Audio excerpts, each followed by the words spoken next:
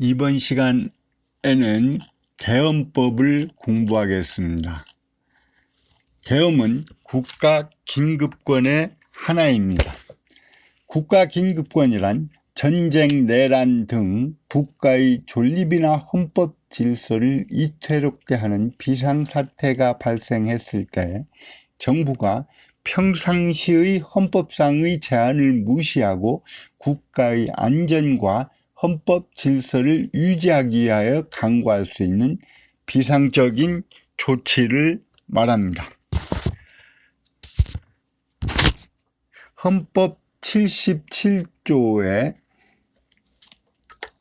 대통령은 전시사변 또는 이에 준하는 국가비상사태에 있어서 병력으로서 군사상의 필요에 응하거나 공공의 안녕질서를 유지할 필요가 있을 때에는 법률이 정하는 바에 의하여 계엄을 선포할 수 있다라고 규정하고 있습니다. 병력으로서 질서를 유지할 필요가 있을 때 법률이 정하는 바에 의해서 선포한다는 것이죠. 1948년 재헌헌법에 처음 계엄을 규정한 후에 그해 10월 제주도 무장폭동과 여순반란 사건 때 계엄을 선포하였는데 이때는 근거 법률이 없었습니다. 일본의 계엄령을 의용하여 계엄을 선포한 것입니다. 그 후 49년 11월에 계엄법을 제정하였습니다. 50년 한국전쟁이 발발한 후 비상계엄을 선포하여 53년 7월까지 무려 3년이나 계엄하에 생활을 하였습니다. 그 외에도 4.19, 5.16, 6.3 사태, 10월 유신, 부산 사태, 10월 12.6 사태 등 11차례 계엄이 선포되었습니다. 49년 계엄법이 현실에 맞지 않고 계엄 업무의 효율성을 제고한다는 이유로 1981년에 계엄법을 크게 개정합니다. 계엄의 종류는 비상계엄과 경비계엄으로 구분됩니다. 비상계엄은 대통령이 전시, 사변 또는 이에 준하는 국가비상사태 시 적과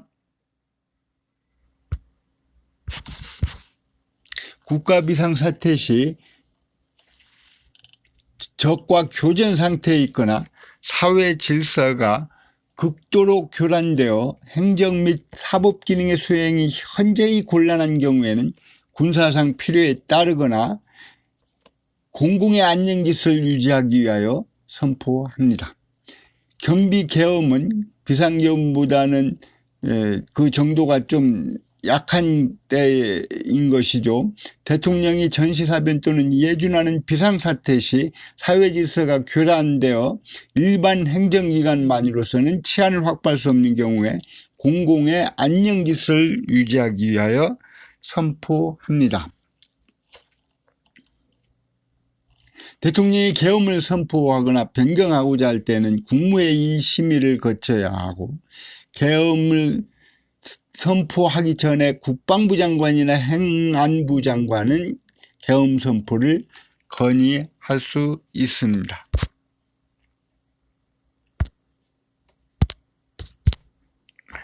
계엄 선포의 요건은 실질적 요건과 형식적 요건으로 나누어 살펴볼 수가 있는데 실질적 요건으로는 첫째, 전시, 사변 또는 이에 준하는 국가 비상사태가 발생한 경우라야 합니다. 전시라는 것은 국가 간의 전쟁을 말하고 사변은 국토를 참전하거나 국헌을 문란하게 할 목적으로 하는 무장반란 집단의 폭동 행위를 말합니다. 이에 준하는 국가 비상사태라 함은 비무장 집단 또는 군중에 의한 또는 자연재해에 의한 사회질서 교란 행위를 말합니다. 그 교란 정도는 국가의 존립 또는 헌법 질서에 직접적인 이해를 가져오는 정도의 교란 상태를 말합니다. 계엄은 사후 진압의 성질을 가지기 때문에 비상사태가 이미 구체적으로 발생한 경우라야 하고 비상사태가 예견되는 경우는 포함되지 않습니다. 둘째, 병력으로서 군사상 필요에 응하거나 공공안전기술을 유지할 필요가 있는 경우라야 합니다. 경찰력만으로 비상사태를 극복할 수 있을 때에는 계엄을 선포할 수 없습니다.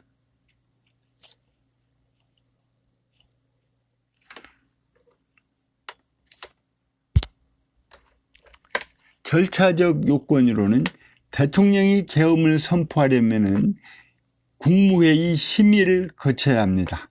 그리고 계엄의 이유, 종류, 시행, 일시 및 지역 계엄사령관 등을 공고해야 되고 지체 없이 국회에 통보해야 합니다.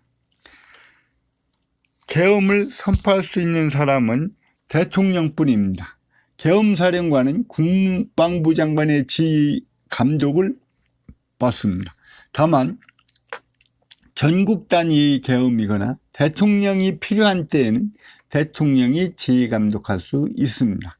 계엄사령관을 지휘감독할 때 국가정책에 관계되는 사항은 국무회의 심의를 거쳐야 합니다. 여러분 삼청교육대 알죠?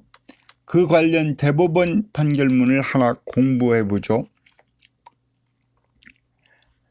1980년 5월 17일 비상계엄 전국 확대에 따라 계엄사령관이 발령한 계엄포고 13호가 있습니다.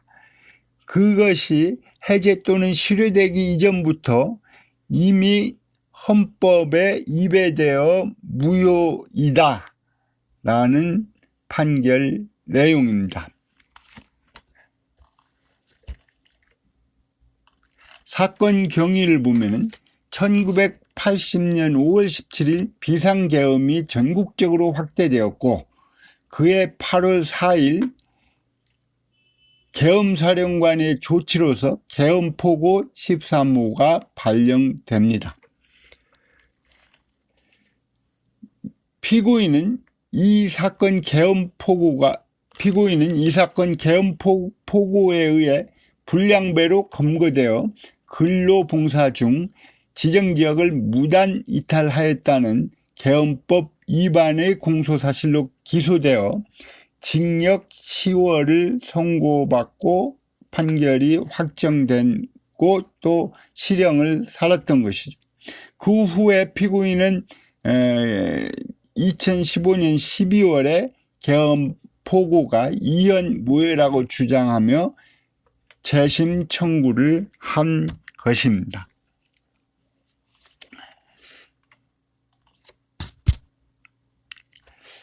대법원이 그 당시 계엄포고 13호가 무효라고 주장하는 이유는 다음과 같습니다.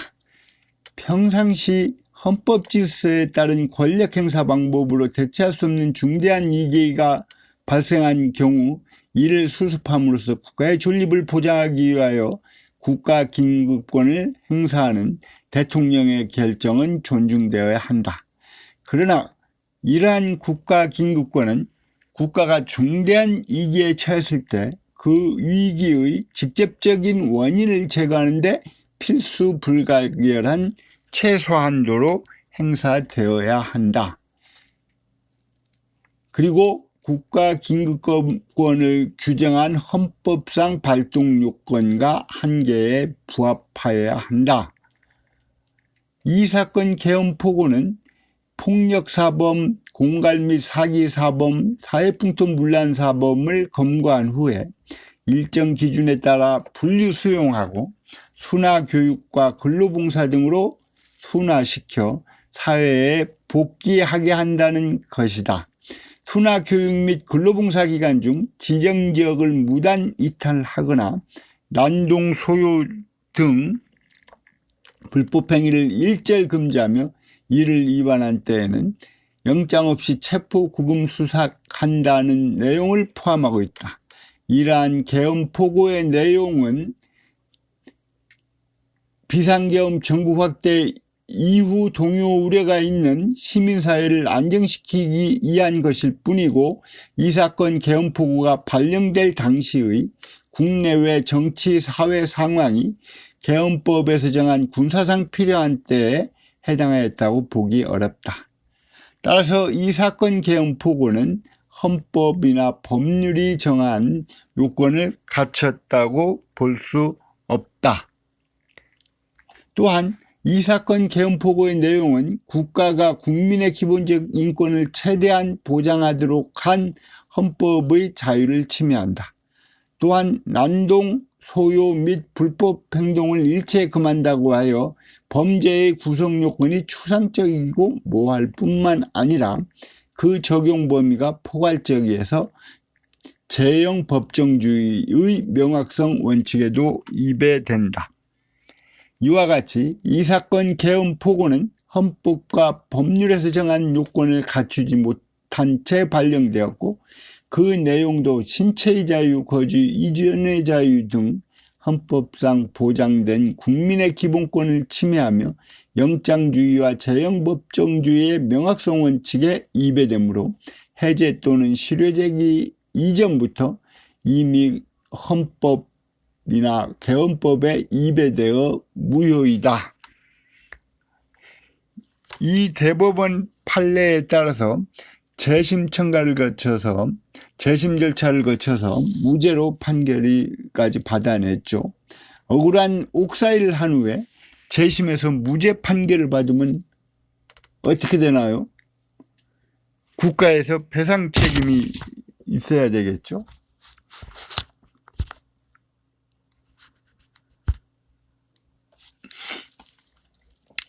다음은 비상계엄의 효력입니다. 첫째, 행정사법 사무에 관한 특별조치입니다. 헌법 77조의 후단에 보면은 정부나 법원의 권한에 관하여 특별한 조치를 할 수 있다 라고 규정하고 있습니다. 특별한 조치란 계엄사령관이 행정과 사법 업무를 관장한다는 것입니다. 여기서 사법 업무는 재판 작용을 제외한 사법 행정 사무를 말합니다. 그러나 내란죄, 외환죄 등 13유형의 범죄에 관한 사건은 군사법원이 재판을 담당합니다. 계엄지역 내 법원이 없거나 관할 법원과 교통이 차단된 경우 모든 형사사건은 군사법원이 재판을 하고요. 비상계엄 하의 군사재판은 법률이 정한 경우에 하나여 단심으로도 가능합니다. 둘째, 기본적 인권에 대한 특별조치입니다. 헌법 77조 3항에 비상계엄이 선포된 때에는 법률이 정하는 바에 의해 영장제도, 언론 출판 집회 결사의 자유에 대해 특별한 조치를 할 수 있다라고 규정하고 있고, 또 계엄법 9조에도 비상계엄 지역에서 계엄사령관은 군사상 필요한 때에는 체포, 구금, 압수수색 등등등 특별한 조치를 할 수 있다라고 규정하고 있습니다. 비상계엄 지역에서 계엄사령관은 법률이 정하는 바에 따라 동원 또는 징발을 할 수 있고, 필요할 때는 군수로 제공한 물품의 조사 등록, 반출 금지를 명할 수도 있습니다. 작전상 부득이한 경우에는 국민의 재산을 파괴 또는 소각할 수 있다라고까지 규정되어 있습니다. 다음, 경비계엄의 효력입니다. 경비계엄은 공공의 안녕질서를 회복하기 위한 소극적인 치안 유지가 목적입니다. 경비계엄이 선포되면 계엄사령관은 계엄 지역 내의 군사에 관한 행정사법 업무를 관장합니다. 계엄하에서는 초법적인 특별조치로서 국민의 자유와 권리를 제한할 수 없습니다. 경비계엄하에서는 국민의 자유와 권리를 제한할 수 없는 것이죠.